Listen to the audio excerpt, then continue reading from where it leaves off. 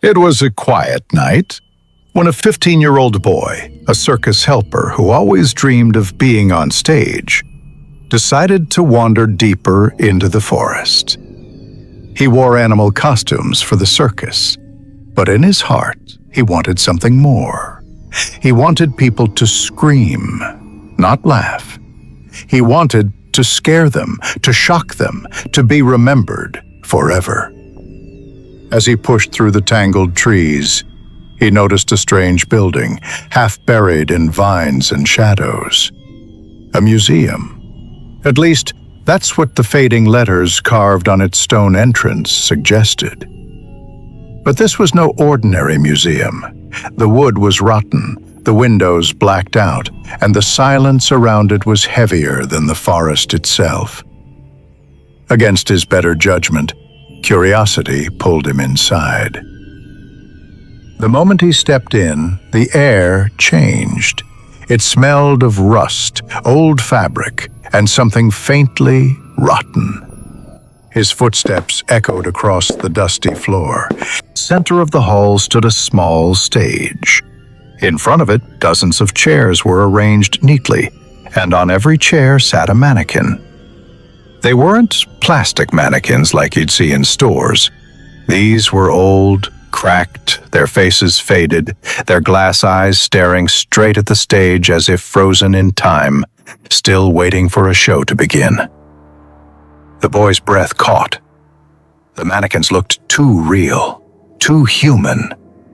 Their fingers, bent and worn, all seemed to point toward the stage, as if they were silently demanding, "Perform for us." He stepped closer, nervous yet fascinated. He could almost imagine himself standing on that stage, an audience watching him not with laughter, but with fear. He placed one shaky foot on the stage, and then it happened. A single clap echoed through the hall. He froze, his heart thumped so loudly he thought it would burst. Slowly, he turned around. The mannequins hadn't moved. Their heads were still tilted, their eyes still blank. But he could swear he saw a faint smile curl on their cracked lips. Another sound followed, a soft rustling from behind the curtain. He looked up and saw them. Old animal costumes hanging from rusty hooks. Half lion, half man, half wolf, half human. Torn, stitched together, grotesque shapes that looked more like skin than cloth. One of them dropped to the ground with a thud. A lion's mask rolled forward, its empty eyes staring straight at him. From the holes of that mask, a black liquid seeped out, spreading like ink across the stage. The boy staggered back, his throat dry, but before he could move further, the other costumes began to twitch. Their sleeves stretched as if invisible arms were inside.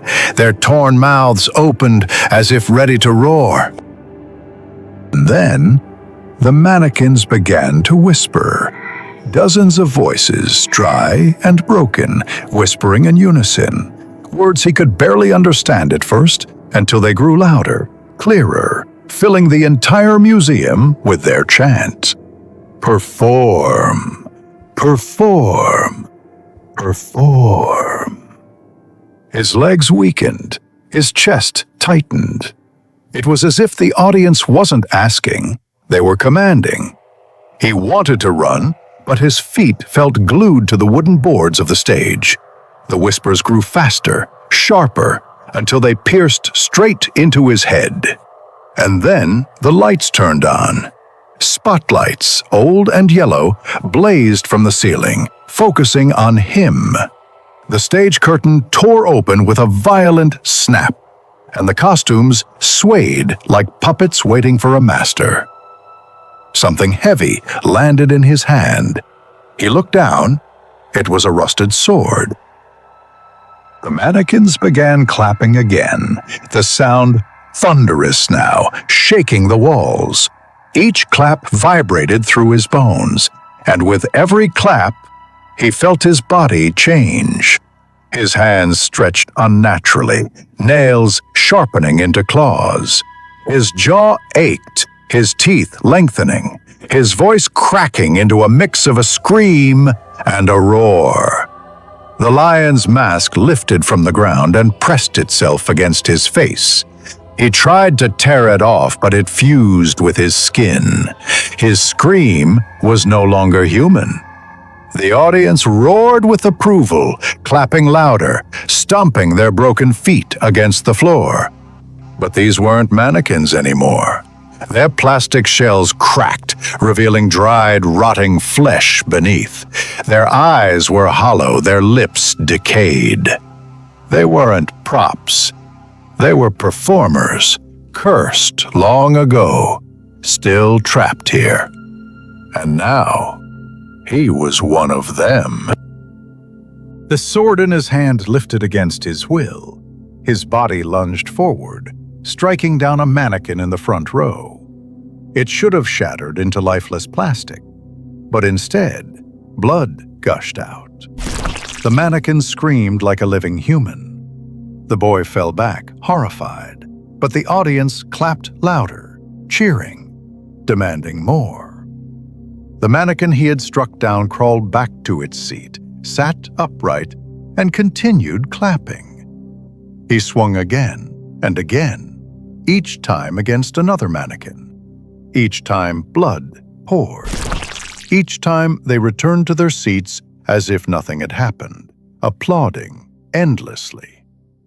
And through it all, the banner above the stage slowly unrolled, its old fabric hanging down with one clear message. The show must never end. His arms ached, his chest burned, but he couldn't stop. Every time he tried to resist, the clapping grew deafening, the whispers in his head screaming, "Perform, perform, perform." The costumes around him moved closer, circling him. One, a wolf hybrid, stood tall, pointing at him with its clawed hand. Though it had no mouth, he could hear the words, "Now it's your turn." Become the show. The boy's body twisted, his skin splitting, fur pushing through. The mask became his face, the costume became his flesh. His human voice vanished, replaced by a beast's roar that shook the walls. The audience rose to their feet, clapping in a frenzy, their hollow faces stretched into grotesque smiles. First time, they spoke a new word. Favorite, favorite, favorite. And as he looked toward the seats, he saw something that froze his blood. Where he once sat, there was now an empty chair. The audience had chosen. His humanity was gone. His place among the cursed was sealed. Now he was the new star of the show, and outside, the forest remained silent. The museum stood waiting, patient, hungry for the next curious soul who might wander inside. For the stage was always ready, and the audience never stopped waiting. Because in this place, the show must never end.